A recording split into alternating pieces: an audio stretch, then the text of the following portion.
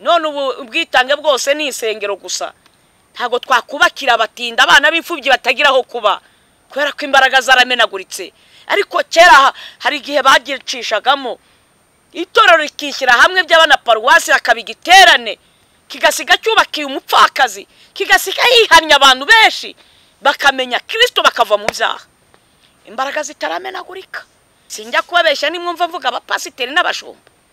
Tuba dufite ibihamya byinshi n'abaduhamagara barira bagiye babyarana n'izo ngirwa n'abapasiteri. Uretse ko si abapasiteri n'ugusebya abapasiteri, hari abapasiteri bazima b'inyangamugayo, hari abashumba bakijijwe, ariko hari n'amabandi abihishemo inkozi z'ibibi ugasanga nubwo ari umushumba ariko ni ibandi ni isarigoma kirasambana. Icyo ngicyo wose umushumba ni isarigoma.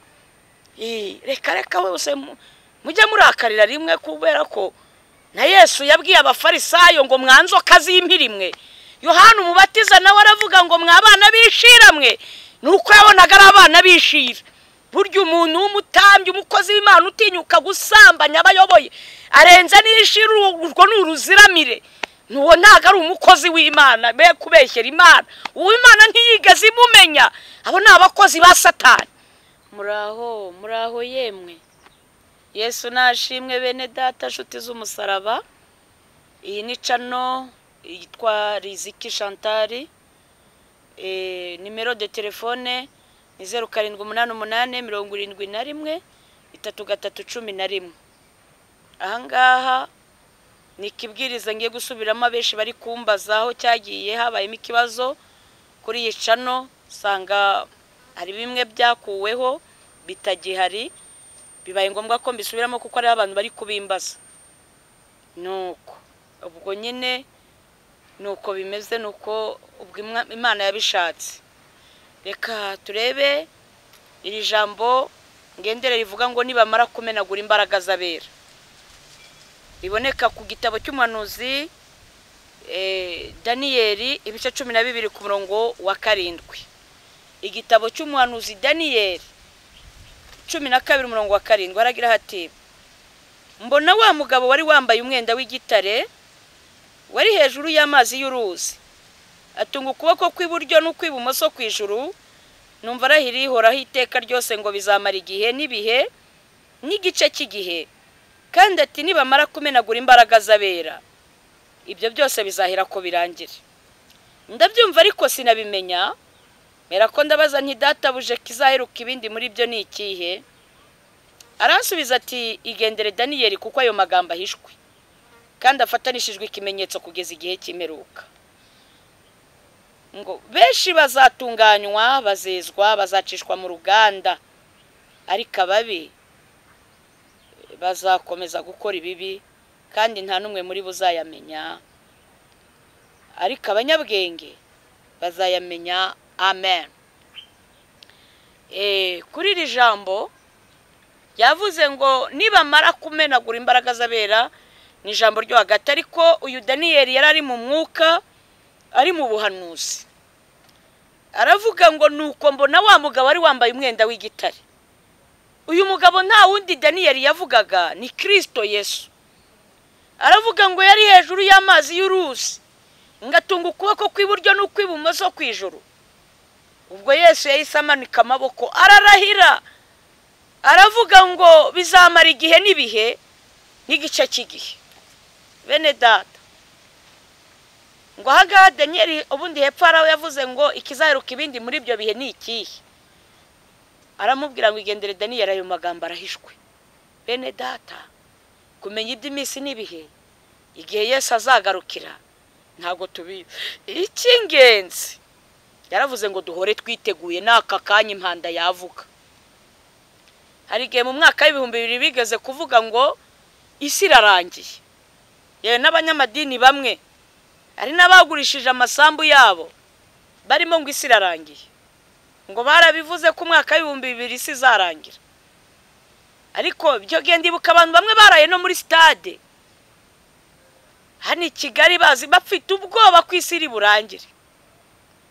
Ndibuka ari n'abantu nzi wacu, hari umugabo wari ufite abagore nk'abangahe bageraga muri batatu aravuga ati rero ubwo Imana igiye kuza yari umupagani byibuze reka njye mu Bisilamu ho bemera abagore izasange narubahirije amategeko ya Kiyisilamu byibuze kuko yari yabuze icyerekezo nawe ariko tubona umwaka nturangiye bambe ntabwo tubona isi itarangiye iby'imisi n'ibihe si ibyacu kubimenya aravuga ngo rero uwo mugabo yarahagaze hejuru y'amazi y'uruzi twese tuzi ko uruzi abantu barugwamo za Nyabarongo hano iwacu wenda n'ibindi bihugu biri inzuzi zikomeye nuko uruzi y'uruguyemo ntiwongera kubaho nuko ngo yarahagaze hejuru y'amazi y'uruzi murabizi ko Yesu yavuze ngo ni ingenzi rukuri n'ubugingo ntawe uzajya kwa data atari njye w'umujyanye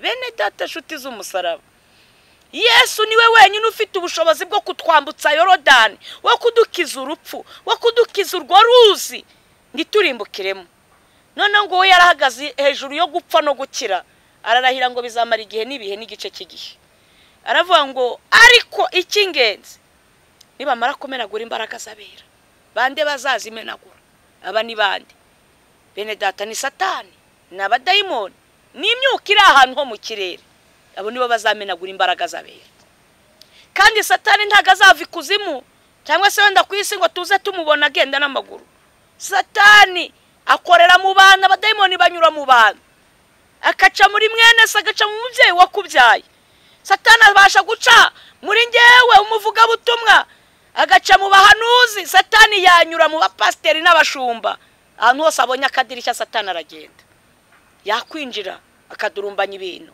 ariyo mpamvu usanga rimwe na rimwe intambara mu batambyi iyo barangaye umwanzi arinjira adakanzwe nuko ari abapasiteri Satani ntawe atinya hari indirimbo nkunda yo mu gitabo ivuga ngo ni hehe abizera bazajya kuba ngo muri iyi si ntaho tuzakirira bene data mukura amaso ku bana b'abantu hari igihe abantu bafata nk'abantu bakabagira ibigirwamana kumva umuntu ari kuvuga ngo umushumba wanjye ngo bishop wanjye yewe uwawe be Kristo Yesu uwawe be data wera wo mwijuru ahantu hose umwanzi yahanyura wowe wishingikirije akaguhinduka kabya gutera kugwa ndetse gukomeye ukazagera mu irimbukiro kubera kwishingikiriza ku bana b'abantu nta mwana w'umuntu ubonerwamo agakiza ntawe nta muntu wo kwizerwa Yeremiya yaranditse 17:5 aravuga ngo havumwe umuntu wiringira umwana w'umuntu mu mutima wakimura Uwiteka havumwe umuntu wiringira amaboko ye ngo wazamera nk'igiti cy'inkokore cyatewe mu butayu izuba ryacana n'iki byose bikiruma ngo ari kwahirwa ntumva ari ku murongo wa 8 avuga ngo hahirwa umuntu wizera Uwiteka Uwiteka kamubera ibyiringiro yebaba we havumwe umuntu wiringira umwana w'umuntu havumwe umukobwa wiringira isura amataye havumwe umusore wiringira imbaraga ubutunzi amafaranga akazi keza byose wabipfanana nabi ndetse ibyo wari wishingikirije nibyo watekerezaga imbere ntubibone havumwe umugore wiringiye umugabo yaguhinduka ukabura icyerekezo havumwe umuntu wiringiye umugore yashatse ariko hepfo aravuga ngo havumwe n'uwiringiye dogitora wayipfana rwose wayikorera ukayibika ntuzigere uyiryaho n'igiceri cy'atanu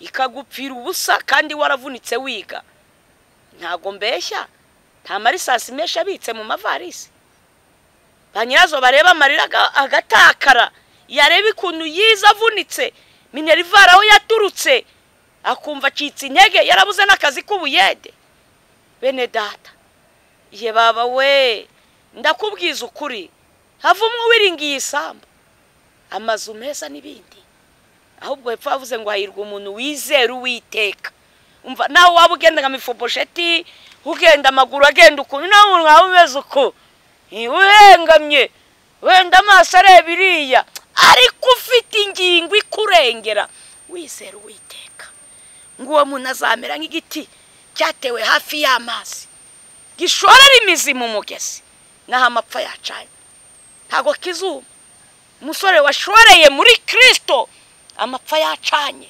ibigaragazo byabaye byinshi ntago yashukwa na shuga mami ngo yiyahuzi umukecuru inkecuru. Ntago umukobwa wahuye n'amapfa kuko ubuzima bwanze wenda ari imfubyi cyangwa imiryango yaramutaye byamutera kujya mu muraya. Iyo yashoreye imizi muri Kristo aremera kihangana agapfa kigabo.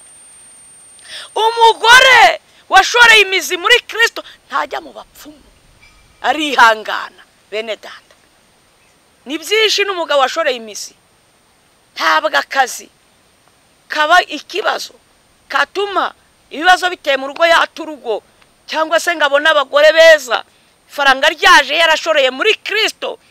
Ikibazo cyose cyaza abakomeye Kristo. Nuko namuvugaho byinshi kuri iri jambo ariko siryo nasomye. Noneho angaha havuze ngo nibamara kumenagura imbaraga z'abera abadayimoni Satani ngo nibwo byose bizabona kurangira. Bene data, tugarutse mu rwego rw'itorero ryacu, noneho itorero nakijirijwemo rya Pentecote, amateka yaryo kera habayeho bigeze kugira imbaraga, bigeze abapantekote kugira ibihe byo gukundana.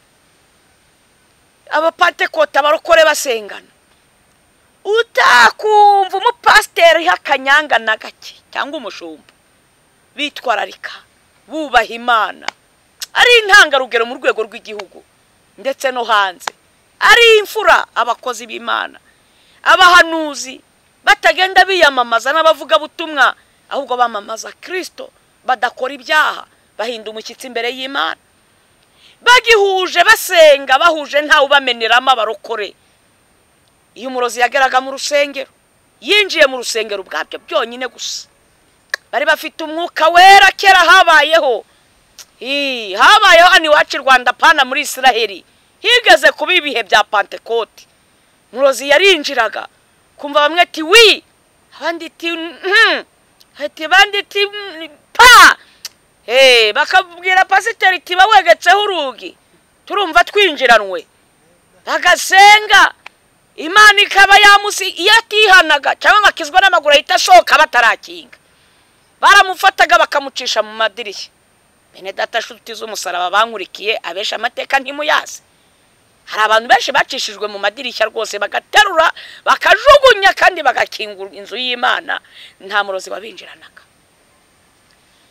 Bene data, imbaraga zitaramenagurika, uzi ko basengaga abagore bakikorerana imitwaro, ufite urugo rubi bakagira gahinda, abandi bakibagirwa ibibazo biri mu ngo zabo bakamusengera, abakobwa bakabasengera, n'abatakagombye gushaka bakubakirwa. Habaga ibitangaza, bamwe bakabona abagabo batari kuzababona, abandi bakabona abagore batari kuzababona, hari n'ababyaraga ari ingumba batari kuzabyara, bikoreranye imitwaro kandi n'abagusengeye ntibagende babyirata ahubwo bagashima Umuremyi ko Imana ari cyo yakoze. Umushonji cyangwa umukene n'umutindi wabageragamo hano mu migi za Kigali, umuntu yaje yambaye ibirenge cyangwa se yaje yambaye kamambiri zidasa, abarokore bamwe yabireba akagura kamambiri ku kindi cyumwe agacunga wa muntu yaje akamubwira atari umuntu wakuntumyeho akira impano yawe, nako akira ubutumwa ntanamubwire ati ni ngewe wakuguriye izi nkweto, ku buryo ndi niba yaramaze iminsi asenga umwuka yaramwongoreye ati nzaguha inkweto, akavuga ati nukuri Imana yambwiye inkweto yazimpaye, ihimbazwe. Bagashima Imana, bagashima Umuremyi, ntibashima abantu, bakabona imikorere y'Imana mu buryo bufatika. Muri bo yabagamo umukene, umupfakazi, inzu se wenda yamusenyukiyeho, yabonye hari n'abitangaga bakamugurira ikibanza. None ubwitange bwose ni isengero gusa, ntago twakubakira abatinda abana b'imfubyi batagiraho kuba kubera ko imbaraga zaramenaguritse.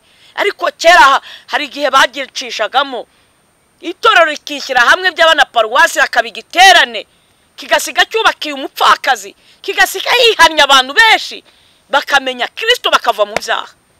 Imbaraga zitaramenagurika, abantu bajyaga bafata mikoro kavuga ati naguye mu cyaha cy'ubusambanya, akabyatura ari kurira yahinze umushyitsi yatinya Imana. Imana imbabarire, nasomye ku kayoga, Imana imbabarire, nanyoye imiti ya Kinyarwanda. Abantu bakatura itorero rikarira, abantu bakamusengera. Bene data shuti z'umusaraba, ntabwo wari wakumva umukobwa wasomanye wo mu Pentecote nk'ibyabagaho. Ntiwari wareba mu ntege z'umukobwa w'umurokore niba ari ikintu cyakomeraga. Abagabo benshi murabizi babarokore bakuze gutereta umukobwa w'umurokore byari bikomeye. Ibingibi mugenda uhita ukora no kwibera ibyo ntibyabagaho, byitwaga kirazira. Ntabwo wari wo muvogera ntibyabagaho. Ariko iyi minsi ya none we imbaraga zamenaguritse, ukora kwibera gaseka kandi ari umuririmbyi itikinyibisirizwe yewe kandi toka wakubita urushyi ku mabuno wagira ngo nagahene bumva ko inyama zirimo. Ye baba we nukuri nta no kukubwira ati mu izina rya Yesu reka da kinyibisirizwe. Ariko yewe suburi mu biki bene data, imbaraga zaramenaguritse. Ntabwo ari wo kumva umucuranzi wakoze ibizira, imbaraga zitaramenagurika. Korari yarasohokaga ugasanga niba ari abasore bararwanira ingoma, bararwanira amapenda, abakobwa bose bafite ishyaka ry'inzu y'Imana, inzu y'Imana barayitegura. Ariko iyi minsi ya none we yo nisengero kuzikubura zisigaye zikuburwa n'abakecuru. Abakecuru rukukuri nibo bakubura isengero. Inkumi reka data bize gutereka inzara barazisongora, bahishize abaye ngizi kiyoni, habe mu mugi habe mu cyaro. Abandi babasiga do aho kuzana Bibiliya mu rusengero, bamwe arobo twabonana ko dukoroboyi na twatunwa tunabero basiga iminwi yagirana nk'izuru ry'ingurube. Ye baba we imbaraga zitarameneka ibyo ntibyabagaho. Ubwibone mu bakristo, abakorari baririmbaga bateze ibitambaro bipfutse imitwe, bazi ko bagiye gukorera Imana, bakandagiye ahera bari kurebwa n'Imana. Ariko ubu ngubu ni mu busitara badefiriza bashyiramo produit kubera ko imbaraga zaramenetse. Basigaye bavuga ati tugomba kujya ku myako tukagaragara neza. Hari n'ikintu nakuboneye, udukobwa twiza twose utwinzobe cyo bita abana bahiye ibyuki hafi aho ngaho, bene abo niba ujya kureba ugasanga nibo bari ku murongo w'imbere, naho yaba atararepese apfa kuba ari agakobwa keza uhengamye iminwa bareba mirari inyuma, abo babashyira ku ntebe y'inyuma.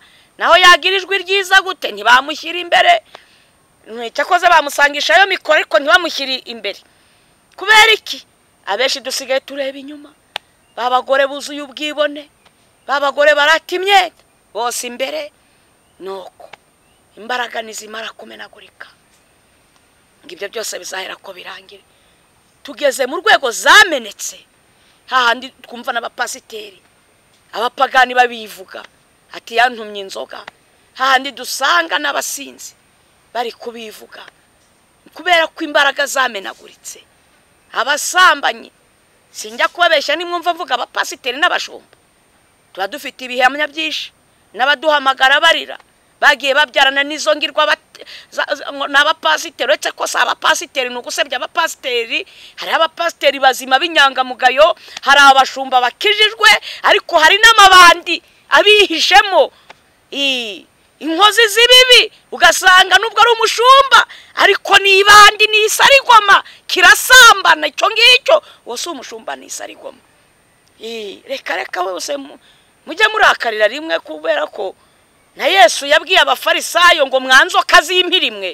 Yohana umubatiza nawe aravuga ngo mwabana bishiramwe. Nuko yabonaga ari abana bishira. Burya umuntu w'umutambyi umukozi w'Imana utinyuka gusambanya abayoboye arenze n'ishira, urwo n'uruziramire. Nuwo ntago ari umukozi w'Imana, be kubeshyera Imana. Uw'Imana ntiyigeze imumenya. Abo ni abakozi ba Satani baje kwihisha mu itorero. Nuko twikomereze. Nuko birangiye imbaraga zitaramenagurika. Ntabwo mu barokore bashyingiraga umugeni wasomanye cyangwa wasambanye, ntibyabagaho. Ariko iyi minsi ya none hagezweho icyaha cyitwa avance, gutanga avance. Ariyo mpamvu mubona ingo ziri gusenyagurika. Abenshi zatangijwe amabuye y'ubusambanyi, zubakiye ku rufatiro rwitwa gusambana. Ariyo mpamvu abagore n'abagabo nta kwizerana guhari. Igihe cyose bahora bafite impungenge. Ingozi y'imisi do ni ku musenyi, ntabwo ari ku rutare, ahubwo ni umusenyi. Twikomereze. Bamwe bakitwaza ngo abahanuzi baramanuriye ngo Imana iranyubakiye. Abahanuzi benshi ni abatubuzi, ni amabandi. Hari abampamagara mu bihugu byo hanze bagiye babona ingirwa bahanuza abapagani no kuri iyi mirongo y'amacano akamuhamagara ngo nukuri ndagira ngo usengere nakubonyemo Imana ngo banze unyoherereze miliyoni y'amadolari. Ndabwira abantu bose abatuye isi, muntu wese uhamagara ngo nibagusengere bakaguca amafaranga, uwo muntu uzamenye ko ari umukozi wa Satani. Impano y'Imana ntigurishwa. Aranakubwira ngo uwo mugabo muri kumwe ntago ari uwawe, barakubeshye. Wamushatse Imana iri hehe? Kuki itamukubujije mbere y'igihe? Uramenye utagwa mu ruzi urwita ikiziba. Uramenye mwene data. Biravuga ngo iki Imana yifatanyirije umuntu ntakagitandukanye, niba atari uwawe izamwica. Ahasigaye ubohoke kubw'indahiro, ibohoke kubw'isezerano wasinye. Nuko ariko niba hariho iyo ndahiro, hariho iryo sezerano, uzakubwira ko atari wawe, uwo ni umukozi wa Satani rwose. Kubivuga ntago naba mbeshye. Uzagukoresha mariage akagusezeranya bwa kabiri ufite undi mwasezeranye, uwo muntu ntago ari umuntu w'Imana, akoze icyaha cy'ubufatanya cyaha. Twikomereze kuko abashyigikiye ubusambanyi. Akandi kantu hepfo ngo ndabyumva ariko sinabimenya, ndabaza ngo ndatabuja ikizaheruka ibindi muri byo ni ikihe? Aransubiza ngo igendere Daniyeli, ayo magambo arahishwe. Hari ibintu bihishwe by'ubwiru bw'Imana. Kumenya iminsi n'ibihe si ibyacu, ahubwo twebwe dusabwa kwitegura ko tutazi umunsi cyangwa igihe. Twikomereze hepfo aravuga ngo cyakora benshi, ntabwo ari bakeya, benshi bazezwa. Bene data, amadini ni menshi, benshi bazezwa, bazacishwa mu nganda. Turi mu gihe nta muntu udasanga ataryamanye ikibazo. Wari wese afite ikigeragezo, wari wese afite ikimugerageza. Nubwo yaba ari umukire, usanga afite byinshi mu mutwe we. Benshi bazezwa, bazacishwa mu nganda. Bene data, kubona umuntu utarabatijwe n'igitangaza, utarabatijwe ku gahanga, yabatijwe mu mazi menshi. Yebaba we, abantu bose bitwa abakristo, ariko ibikorwa by'ubukristo ntabyo. Ubu nta muntu wasiga muri butike uvuga ngo ni umurokore utamwizeye, kuvuga ati rwose nabonye yihana. Ibyo ntacyo bikivuze. Benshi bazezwa, bazacishwa mu nganda. Ababi ntabwo bizababuza gukora ibibi. Nukuri abagore babi ntibizababuza kuba babi. Ngo nuko ahanura, nuko abwiriza, umubi ntibizamubuza gukora amanyanga. Nubwese ikora ari umugabo avuga ubutumwa, arya amadeni atazishyura ku bushaka nabizi. Ababi ntibizabuza kwambura amabanke, kandi bariciriye inzira bakitwa babihemu mu isi. Yewe we, ababi naho yabasenga ari umudiyakoni, ari umucamanza mu rukiko, ntibizamubuza kurya ruswa, akarenganya abanyamubabaro, agaca imanza zigoretse. Ababi ntibizababuza gukora ibibi. Ariko aravuga ngo muri ibyo bihe by'iminsi n'ibihe nta n'umwe uzabimenya ngo keretse abanyabwenge. Maze ibwira umuntu iti kubaha Uwiteka nibwo bwenge, kuva mu byaha niko kujijuka. Kandi ubwenge nanone haraho avuga ngo burinda ubugingo bw'ubufite. Ubwenge bumurikira, bujya butubera itabaza, bukatwereka aho dukwiriye kunyura, bukaturinda imitego yose y'imishibuka igoramye kubera ubwenge. Nuko bene data, nshuti z'umusaraba, hari abajyaga basenga amanibature n'ibisengero zikinze. Mu rugo iwawe wabyuka ukava ku gisasiro, ukinjira ugafata igitabo cy'indirimbo, fata Bibiliya ugasenga. Ntago nibature zahagaze, n'inyoni ntizigeze zireka guhimbaza Imana mu museke. N'abantu mukwiriye gusenga mutazanye urwitwazo. Mu gihe cy'umunezero no mu gihe cy'umubabaro ukwiriye gusenga ugashima Imana. Nuko ahangaha ndavuga ku bantu baririmbaga, no mu rugo iwawe waririmbira Imana. Ntago kuririmba ari kuririmbira mu nsengero, ugahimbaza izina ry'Uwiteka. Baraga zaramenaguritse, ariko hari iterambere ryaje ry'amatelefone. Ngabwira abaperezida b'amakorari, mwari muyoboye amakorari, n'ubundi musabwa kumenya abo mwari muyoboye. Abaririmbye, abadiyakoni, ntago byarangiye, umurimo urakomeje. Musabwa guhamagara mukamenya mukumbi w'Imana. Abapasiteri n'abarekada musabwa kumenya abantu b'Imana uko bahagaze. yanapfa agapfa yejejwe yabonye naho yaturira kugira ngo badapfa barimbutse bakabura ubwami bw'Imana. Nuko ariko Imana iradushakamo ibihe byiza. Imana iradushakamo urufatiro rwa mbere. Mwambara imbaraga, mwongere musubire ku rufatiro nkuko mu Befeso yavuze Paulo ngo mwambara intwaro zose z'Imana kugira ngo mubashe gukomera ku munsi mubi, mudatsinzwe n'uburiganya bwa Satani. Bene data, mwambara intwaro zose z'Imana. Ingofero ivuga agakiza aho unyuze hose, nubwo utari kuboneka mu materaniro ariko ukubonye akubonema agakiza. Umukandara ukuri bavukozi b'Imana, abahanuzi, ibyo guhanura mugashyiramo utundi tuntu ngo indonge, mubone indonge. Ni ukuri mwambara ukuri, kuko utwo tuntu wongereyeho uzatubazwa. Bavuga butumwa ukuri, mukwete inkweto. Imana irabashaka mu murimo w'Imana. Murakoze. Ni byinshi nibikingira igituza imyambi y'umubi, ko turi mu minsi mibi. Myambi ya wa mubiri kurasa benshi bakisanga mu busambanyi batarabasambanye, abandi bakibuka mu bwesikoro mu kwiba no kwambura. Bene data, mwambara intwaro zose z'Imana. Abantu bose bari bararetse ibihe nko kwiriza ubusarima. Abantu bavuga ngo ntibasenga bonyine, byitoza mbara imbaraga. Usenga rimwe yige gusenga kabiri, usenga kabiri yongere. Si igihe cyo kureka gusenga, ahubwo ni igihe cyo kongera. Ikindi ni imirimo myiza yo gufasha abababaye, byose bijyane n'imirimo myiza yo kwitanga. Imana izabaha ingororano. Si ugutanga ibyo kurya gusa, no mu biturage ahakure. Niba umukecuru atagishoboye kujya kurwana no gushaka inkwi, rubyiruko mubatayiriza inkwi, mubavomera amazi, abakecuru be kwiheba. Murakoze. N'abandi barwaye be kwibaza niba Imana itakibaho, mubatabarisha neza, ariko mutaritse n'ibihe byiza byo gusenga. Murakoze. Reka dusenge. Abimbaraga zamenetse, uce bugufi dusenge, tuyisaba imbabazi. Imana iduhembuza imbaraga.